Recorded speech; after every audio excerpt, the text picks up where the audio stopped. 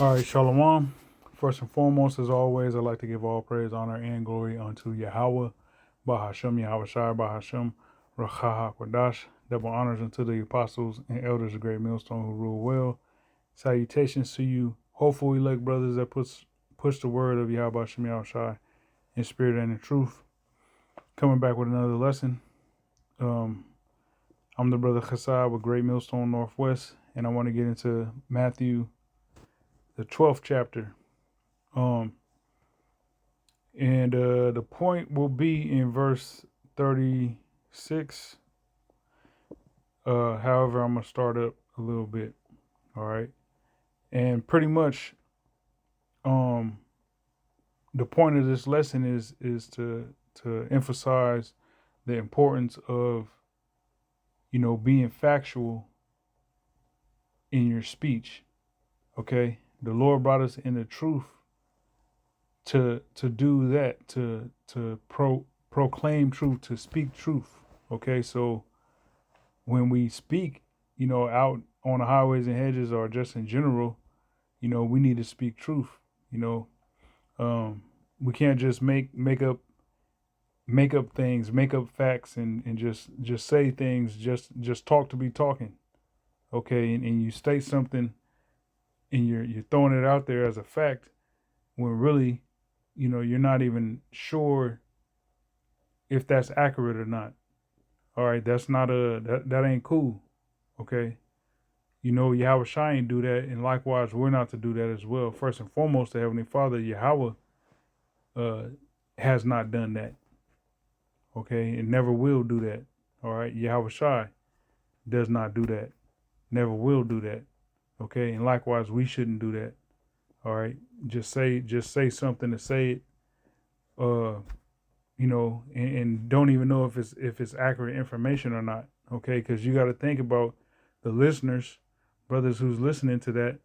What if they take hold of that and start speaking that, thinking that it's fact because it came from a brother in GMS, and really it's not even factual. Okay, so you want to be justified, in your speech.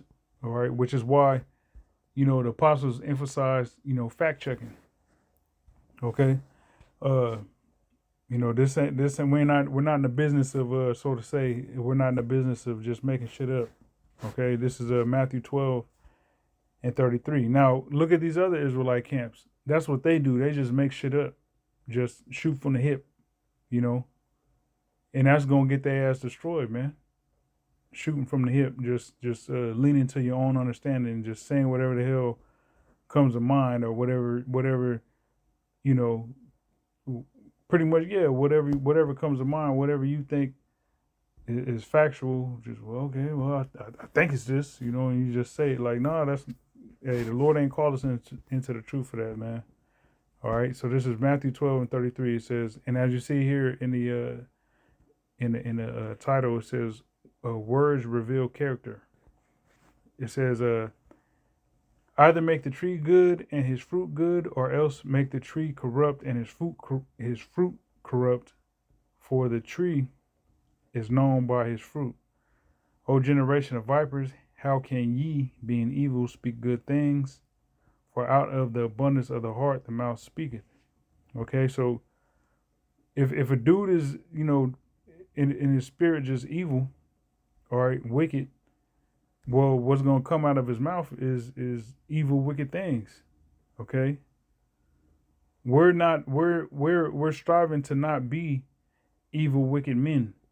Or we're striving to be righteous, holy, pure, sincere men. Okay? That speak the words of Yahweh Hashem Yahweh Shai. That, words can be trusted, can be validated, approved. Okay? It says, a good man out of the good treasure of his heart bringeth forth good things. All right, so the good treasure of his heart, meaning his spirit, your mind, which is your spirit, is going to bring forth good things. Meaning, you're going to give consideration to what it is that you're saying. Whether it's doing a video or out on the highways and hedges, or just talking with with even some random person out in the real, man. You know, somebody at work you're talking to. You know, you ain't gonna go around telling them you. Oh yeah, I'm an Israelite. You know, this ain't the time to do all that. That's not wise. However, with you being Clark Kent and you know chopping it up with him, you still gonna you're gonna use wisdom, but everything you're gonna say is gonna be factual. Okay. Um, it says, and an evil man out of the evil treasure bringeth forth evil things. But I say, this is the point right here. But I say unto you that every idle word that men shall speak, they shall give account thereof in the day of judgment.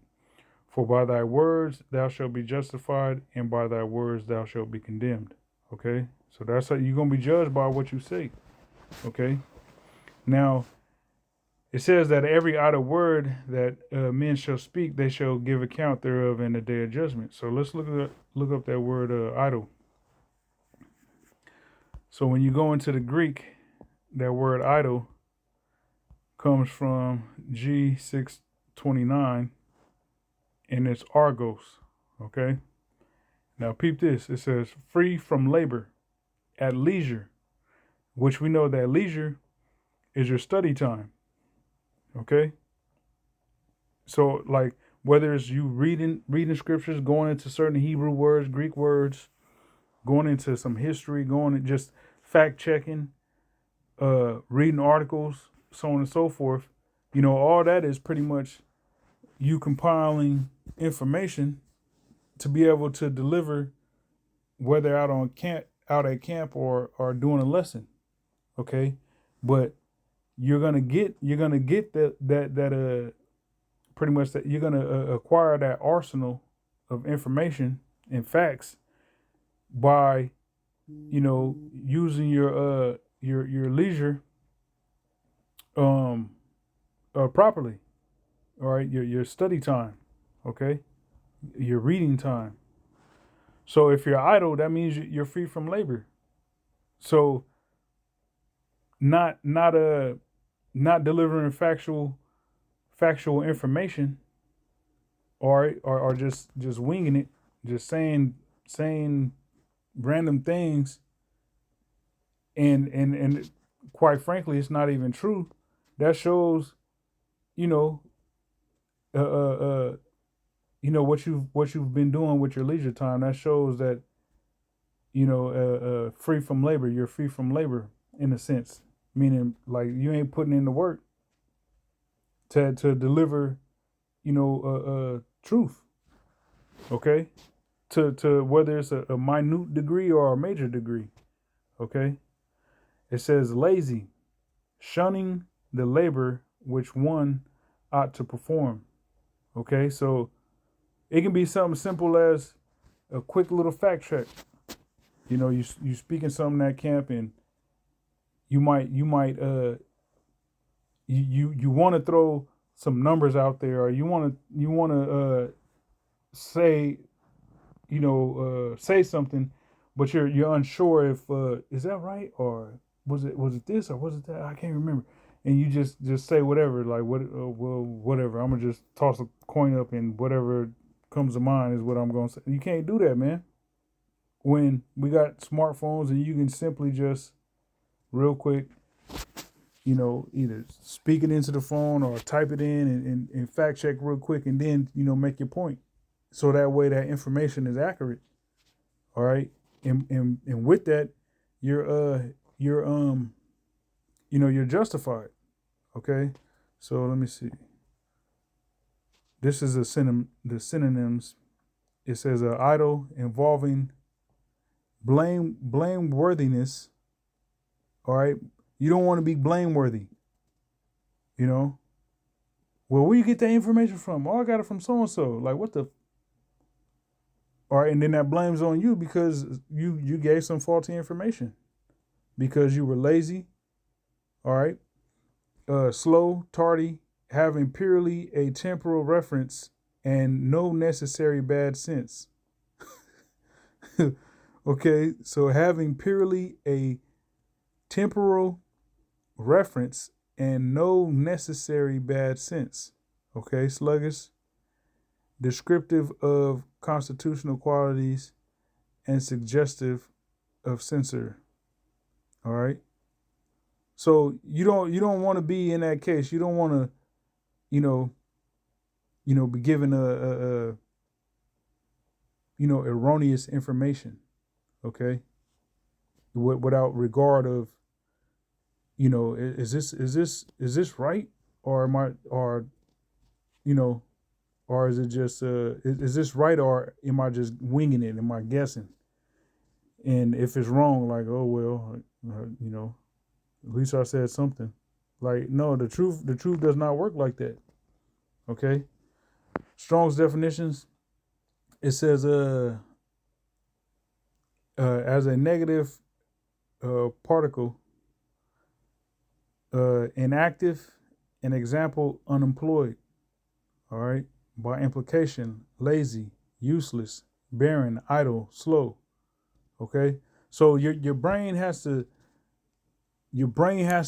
to a lot of times, extrapolation will go a long way in delivering factual information. And apostles always talk about, through extrapolation you can piece together certain pieces of the puzzle in the scriptures to come to the right conclusion. Okay, but it takes the opposite of these definitions. Inactive. What's the opposite? Being active. All right, which goes back to that leisure. Reading, studying. With all that get understanding. Okay, like actually understanding what you're involved in, and the information you're trying to convey to the listener. Okay. Next precept, Romans 3, and I'll start at 3. It says, "For what if some did not believe? Shall their unbelief make the faith of the Most High without effect?" Question. It says, "The Most High forbid, yea, let the Most High be true, but every man a liar, as it is written, that thou mightest be justified in thy sayings, and mightest overcome when thou art judged." All right. So men by nature are liars. Okay. But by nature, the Heavenly Father is completely completely truthful. So it's best to reference His words and strive to be like Him, strive to be perfect, like Yahweh Shai. Okay, like Yahweh Shai said, "Be ye therefore perfect as your Father which in heaven is perfect." All right, and a lot of that perfection comes by, speaking factual words. Okay, correct information. I'm gonna read that in the NLT, Romans 3 and 4 in the NLT. It says, "Of course not. Even if everyone else is a liar, the Most High is true. As the scriptures say about Him, you will be proved right in what you say, and you will win your case in court." So that's that. The Most High is gonna come out victorious. If ever a human thought they was gonna take the Heavenly Father to the court, you're gonna lose, man.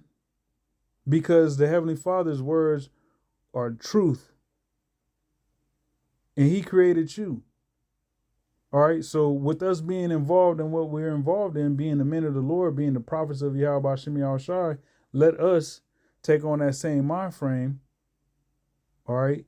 And make sure that the information and the breakdowns, all right, that we give the listeners, all right, that we feed the flock with, is actually correct.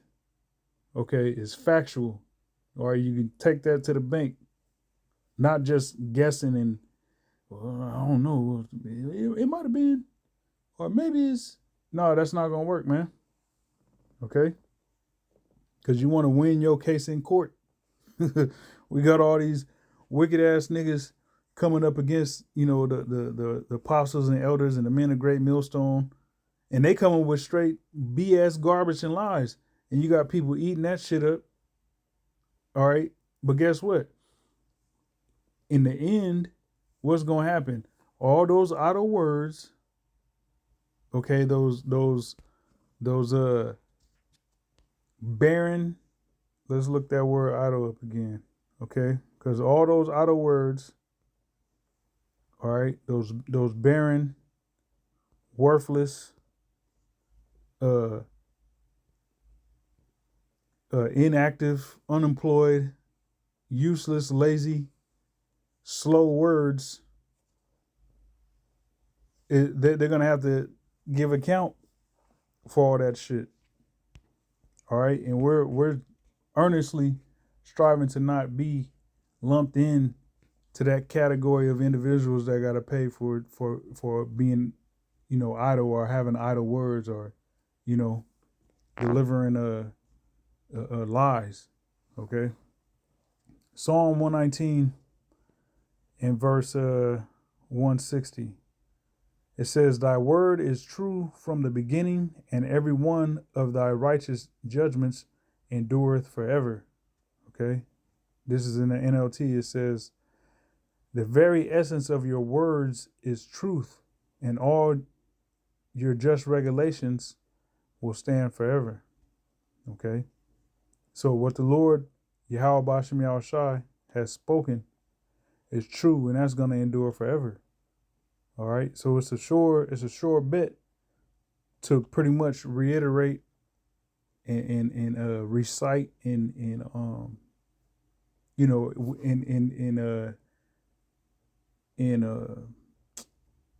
sincerity, regurgitate the words of the Heavenly Father.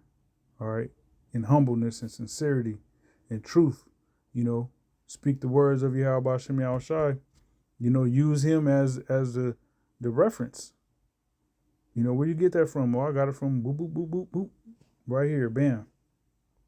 And you'll be justified. All right, so Lord willing, this was edifying. Till next time, I say shalom.